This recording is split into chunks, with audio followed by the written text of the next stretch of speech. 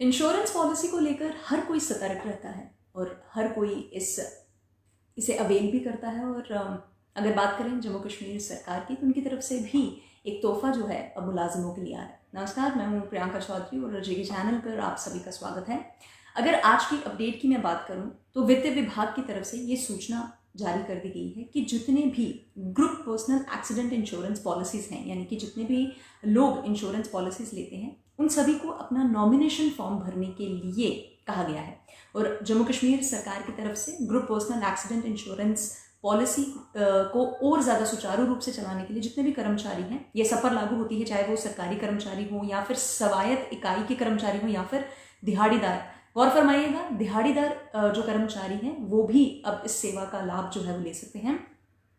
ये पॉलिसी लगातार तीसरे साल चल रही है, यानी कि ये तीसरा साल है इस पॉलिसी को लागू किए हुए। पिछले 3 सालों से ये चलती हुई आ रही है और इसका अच्छा रिस्पॉन्स भी है। और अब इसकी नॉमिनेशन की प्रक्रिया को फिल करने के लिए, यानी कि नॉमिनेशन का फॉर्म भरने के लिए तिथि डिसाइड की गई थी, जिसकी तिथि 2 दिसंबर 2021 से शुरू की गई थी और अब वो बढ़ाकर 1 दिसंबर 2022 को खत्म हो जाएगा। यानी कि अभी आपके पास पूरा 1 साल तक का समय है कि आप अपने इस पूरी सेवा का जो लाभ है आप उठा सकते हैं। और इसके लिए अगर बात करूं मैं ओरिएंटल इंश्योरेंस कंपनी की, तो उनकी तरफ से सहयोग दिया गया है।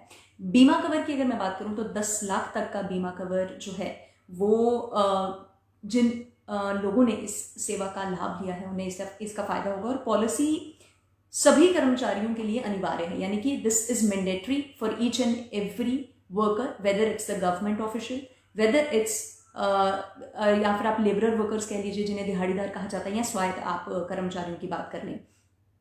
पॉलिसी के लिए सभी कर्मचारियों को फॉर्म भरना अनिवार्य है। और इसके साथ जब भी अगर आप सभी विभागों की बात करें तो वहां के अध्यक्षों से साफ तौर पर कह दिया कि दिसंबर महीने से वेतन की प्रक्रिया, यानी कि उनकी जो सैलरी है उसकी प्रक्रिया के अनुसार उनकी राशि जो है वो काट के 15 जनवरी 2022 से पहले से जमा करवा दिया जाए। यानी कि एक फिक्स्ड जो उनकी सैलरी से डिडक्शन होगी इस पॉलिसी को लेके, जो प्रीमियम भरा जाएगा, जिसे हम प्रीमियम का नाम देंगे, उसको भी 15 जनवरी 2022 यानी कि आने वाले साल से पहले से मुकम्मल कर लिया जाए। और सभी कर्मचारियों से नॉमिनेशन फॉर्म भरने के लिए भी कहा गया और ये हिदायत जो है वो सभी को दी गई है, ताकि और नॉमिनी का ब्यौरा देने के लिए भी यहाँ पर बात की गई है, ताकि अगर किसी कारणवश, किसी दुर्घटनावश जिन्होंने इस पॉलिसी को लिया है या इस पॉलिसी का लाभ ले रहे हैं उन्हें कुछ हो जाता है तो उनके परिवार वाले एटलीस्ट इसकी राशि से अपना जीवन का जो गुजर बसर है वो ज़रूर कर सकें।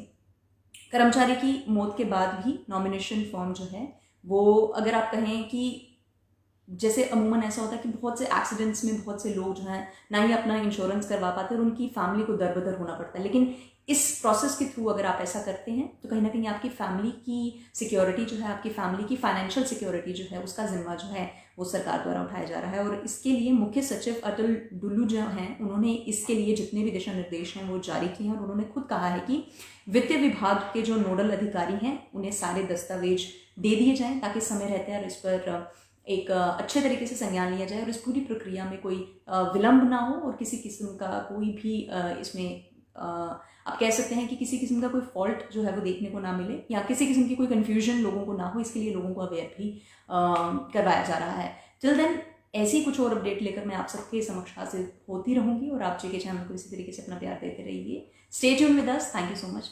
नमस्कार।